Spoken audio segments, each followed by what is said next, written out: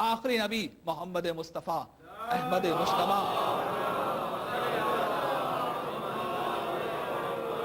حضرت ام سلمہ رضی اللہ تعالی عنہا روایت فرماتی ہیں کہ پیغمبر اکرم ایک دن حجرے کے اندر آئے، حسین ابن علی ساتھ ہیں، حجرے میں آ کر بہت دیر تک حسین کو سینے سے لگا کے پیار کرتے رہے، اور اس کے بعد ایک مرتبہ میں نے دیکھا کہ رسول اللہ گریہ فرما رہے ہیں اور ان کے ہاتھ میں کوئی شے ہے، بار بار اس کو دیکھتے جاتے ہیں اور گریہ فرماتے جاتے ہیں۔ حضرت ام سلمہ فرماتی ہیں کہ میں نے جب گریے کا سبب پوچھا تو رسول اللہ نے کہا ام سلمہ ابھی ابھی جبریل میرے پاس نازل ہوئے تھے اور انہوں نے مجھے یہ خبر دی ہے کہ میرا یہ نواسا 3 دن کا بھوکا پیاسا کربلا کے میدان میں شہید ہوگا، اور جبریل مجھے یہ مٹی دے کر گئے ہیں، اور جبریل نے اپنے دونوں پروں کے درمیان مجھے زمین کربلا دکھائی ہے کہ اس زمین پر میرا نواسا شہید ہوگا۔ اس کے بعد فرماتی ہیں ام سلمہ کہ رسول اللہ نے مجھے وہ مٹی ایک شیشی میں کر کے دی، اور اس کے بعد کہا یا ام سلمہ اذا تحولت هذه التربة دما فاعلمي ان ابنی قد قتل۔ ام سلمہ یہ مٹی رکھو، اور جب یہ مٹی خون میں تبدیل ہو جائے تو سمجھ لینا کہ میرا نواسا میدان کربلا میں شہید ہو گیا۔ تو اب آپ نے دیکھا کہ کربلا کوئی ایسا واقعہ نہیں ہے کہ اتفاقیہ طور پر ہو گیا ہو، محمد مصطفیٰ نے کربلا کے واقعے کی پیشنگوئی کی ہے، رسول خدا صلی اللہ علیہ وآلہ وسلم نے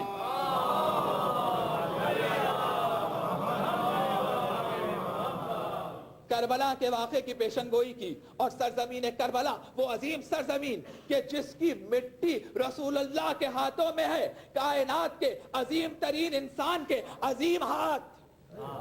یہ ہاتھ تو وہ ہے جس پر آ کر سنگ اور ریزے تسبیح پڑھتے ہیں، رسول اللہ کے ہاتھ میں خاک کربلا،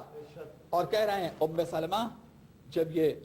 خون میں تبدیل ہو جائے تو سمجھ لینا میرا نواسا کربلا میں شہید ہو گیا۔ سرزمین کربلا انبیاء کی گزرگاہ ہے، سرزمین کربلا اولیاء کی سجدہ گاہ ہے، سرزمین کربلا ملائکہ کی عبادت گاہ ہے، سرزمین کربلا وہ عظیم سرزمین ہے کہ حسین ابن علی نے ایک سجدہ کر کے اس سرزمین کو محلہ بنا دیا۔ یہ سجدے کی اہمیت ہے، یہ کربلا کی اہمیت ہے۔ اگر فہم و ادراک ہے کربلا میں ملے گا، اگر یقین ڈھونڈنا ہے کربلا میں ملے گا، اگر معرفت ڈھونڈنی ہے کربلا میں ملے گی، اگر حب الہی دیکھنا ہے کربلا میں ملے گا، اگر معرفت الہی دیکھنا ہے کربلا میں ملے گی، اگر دعا مانگنے کا سلیقہ دیکھنا ہے کربلا میں نظر آئے گا۔ یعنی کربلا کائنات کی وہ واحد درسگاہ ہے کہ جہاں سے ہر علم بھی ملتا ہے، معرفت بھی ملتی ہے۔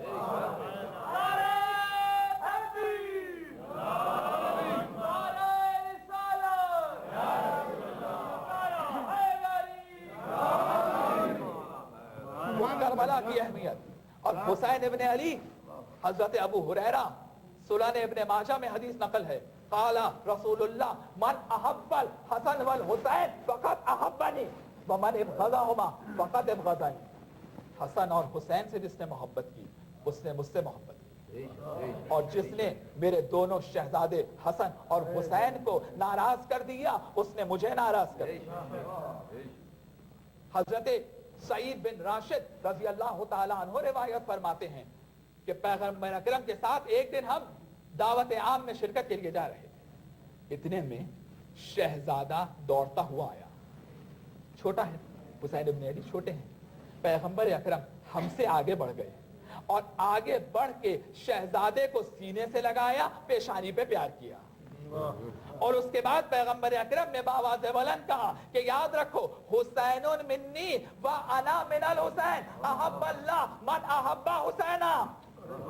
حسین مجھ سے ہے میں حسین سے ہوں، اللہ محبت ہی اس سے کرتا ہے جو حسین سے محبت کرے۔ تو رضا الہی رضا ختمی مرتبت میں ہے اور رضا محمد مصطفیٰ رضا حسین میں ہے۔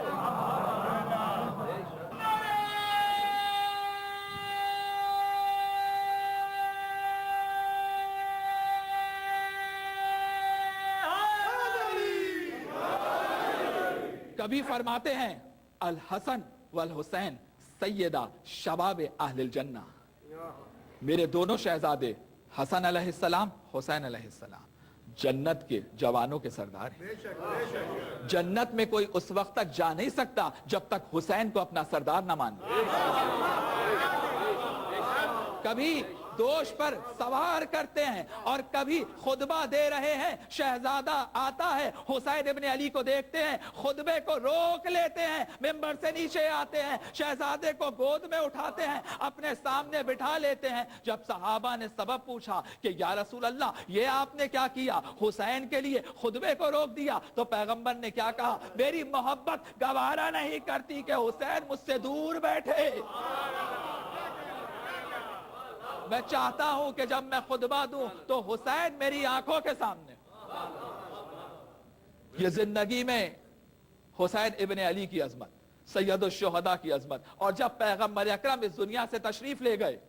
तो हुसैन इब्ने अली मस्जिद नबवी में हर शब अहादीस रसूल लिखवाते हैं,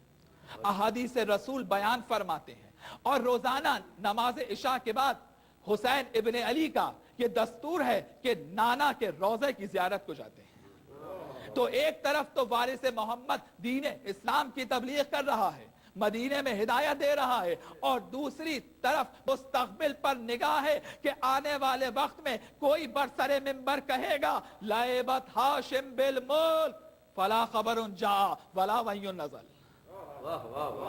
मुस्तकबिल पर निगाह है हुसैन की कि यजीद कहने वाला है कि कोई वही नहीं आई,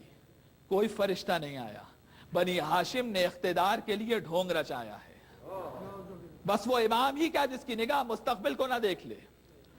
बस हुसैन इब्ने अली एक तरफ तो दुरूस दे रहे हैं, अहादीस बयान कर रहे हैं मस्जिद नबवी में, और दूसरी तरफ जैसे ही दारुल खिलाफा शाम से कासिद आया हाकिम मदीना के पास कि हुसैन इब्ने अली से यजीद के लिए बैत लो, और अगर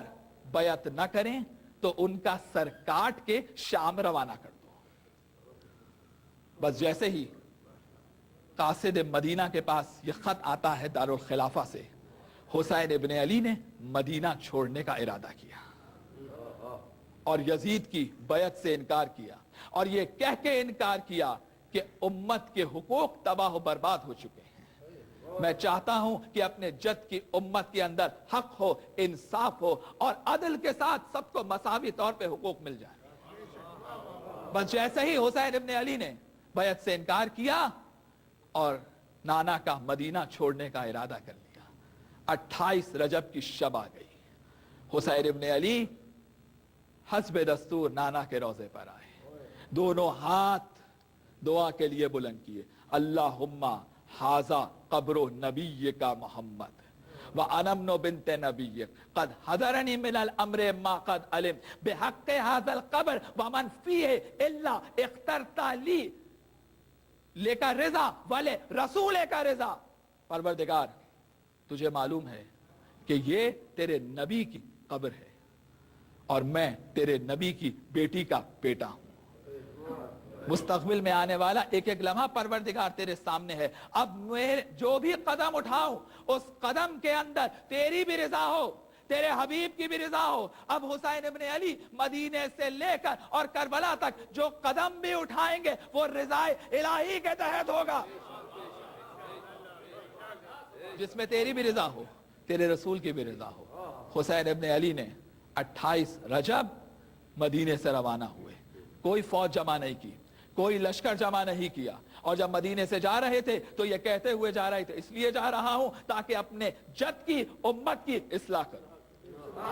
उरीदो अन आमरा बिल मारूफ व अनहा अनिल मुनकर, अमर बिल मारूफ के लिए जा रहा हूं, नहीं अनिल मुनकर के लिए जा रहा हूं, ताकि दुनिया देख ले और मैं सर कटा के दुनिया को बताना चाहता हूं कि मेरा नाना बादशाहत के लिए नहीं आया था, हिदायत देने के लिए आया था।